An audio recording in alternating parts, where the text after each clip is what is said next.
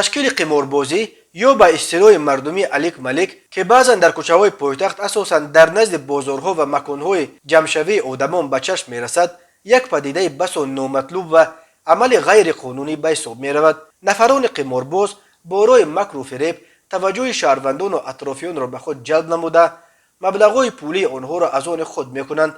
کارمندان میلیسای پایتخت جهت پیشگیری و آشکار نمودن چنین حالتها به طور همیشگی رید و عملیات‌های مقصدناک را راه اندازی نموده نفران قمارباز را دستگیر و به جوابگری جلب می نمایند. از جمله در نتیجه گذرانیدن سنجش نوبتی شهروند مقیم مرادعلی عمرعلیویچ سال تولدش 1969 استقامت کننده شهر دوشنبه کوچه نوایی هنگام قماربازی در کوچه فردوسی از جانب کارمندان میلیسای پایتخت دستگیر کرده شد. ضمن پرسش معین کرده شد که گرچند قبلا چندی مراتبه از جانب کارمندان مقامات دستگیر و برای این کردار غیر قانونی نسبت به نام برده چاره‌های دخلدار قانونی اندیشیده شده باشد هم ترک این عمل غیر قانونی نکرده، برعکس در نزد خود شهروندان زیاد را جلب نموده به بازی الیک ملیک مشغول و با این راه مبلغ به دست می آورده است. وابسته به این نسبت مقیم مرادعلی پروتکل مأموری ترتیب داده شده. با حکم سود ناحیه فردوسی